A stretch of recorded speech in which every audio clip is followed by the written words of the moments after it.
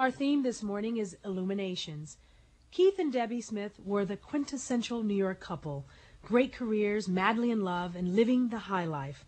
But tragedy struck when Debbie developed acute leukemia and died 17 months later, at the age of 37.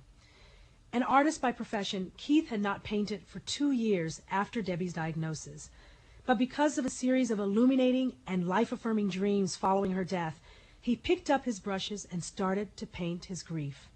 The results were his book, Mourning, The Art of Grieving, and a whole new direction for his life. Keith, thank you so much for coming in. Thank you for inviting me, Kimberly. You were a successful painter. You had stopped for several years. What got you back painting again? I just found that the artwork that I was doing was so me-oriented and about my dreams and ambitions in life that when Debbie became sick, it just seemed meaningless and like a trivial pursuit. And after she died, I still didn't start immediately, but I had these illuminating dreams where she came to me and talked to me and essentially told me that she was okay, that I couldn't go where she was going, and that was important because at the beginning I wanted to follow her right into the grave. And the third thing was like, get back to work, get back to life. And that actually, you said, came through not necessarily your dreams, but friends were having dreams that Debbie was speaking through them. Yeah, I was a tough sell.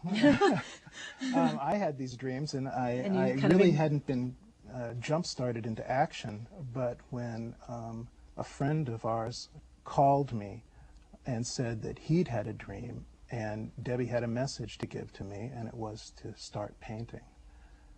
When that happened, I said, okay. You said, okay. I get the message. I'll do it. Now, and also, you called your writings and your paintings, which became your book, you called them illuminated manuscripts. Why illuminated manuscripts? Well, in Gothic times, an illuminated manuscript is a personal prayer book that on one page would have a painting, usually with gold leaf or silver leaf decorations in it, and the other side a psalm or a prayer or a piece of scripture. And I thought of this book in that way. The images illuminated the text and the poems that I was writing at the time. And so it seemed like that Gothic old way of working where I was opening up and letting things come through me and to me. And speaking of poetry, you had never written poetry before, never written poems, never even thought about it. So where did that inspiration come from? All of a sudden, I felt really moved to do this. And they came almost like automatic writing. They would pour out of me, and sometimes 2 and 3 at a time, following a theme. So it was an extraordinary experience and unexpected, totally unexpected. And how did your paintings change from before Debbie had died? I know they were very different. Describe what your work was like then and what it's like now. And we have one here. And you could talk a little bit about this one. Well, my paintings prior to Debbie's death were very colorful, all primary colors, reds, yellows, greens, full intensity. And when Debbie died, as I said before, this felt totally meaningless to me. And when I started painting again, I didn't use any color. I went totally to black and white, and somehow that seemed to fit the way I was feeling. There was no color in my life at that time. Were you shocked by what you were creating? Yeah, I actually hid it for a while. I wouldn't let my friends see it, and then finally when I let them in, they'd go, "Oh my goodness, what's happening to you? This is a big change." And but they were also very supportive of it. Talk about, this one's called The Backpack. This was one of the last paintings I did, and it was about kind of climbing out of grief. And it's how the grief felt like a backpack that was just loaded with stones, and I was climbing this mountain. And then the hand of God reached down and started to take stones out. Yeah, I love that, the hand there reaching down to pick a stone out. And this is the new life that's waiting for me.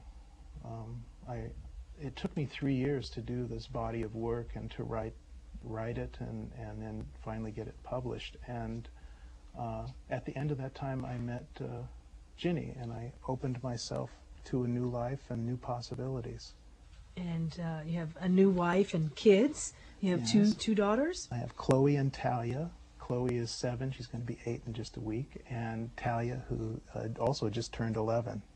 The idea of having children in my earlier life would have scared me, as the responsibility and the changing of my lifestyle. After I went through Debbie's death, went through the process of making this book and all the paintings that were involved, I just felt, what the heck, open up, let everything in. New love, new life, take chances, and embrace life. The subtitle of your book is The Art of Grieving. Is there really an art to grieving? Well, for me, my method was creativity. I found that through painting and writing poetry and doing the text that connected those poems, I connected with God. And I think it doesn't have to be paintings and poems, though. I think that anybody could benefit from opening themselves to the creative act, whether it's gardening or knitting or building something. In a way, creativity is the opposite of death. And for me, it was the antidote for my grief. Thank you so much, Keith, for coming in and sharing your personal story. And I love the book, and I told you one of my favorite poems in here is The Coming and Going. And it certainly moved me to tears. Thank you so much for the work that you're doing. If you'd like more information on Keith's book and his bereavement counseling, please go to our New Morning website at faithstreams.com.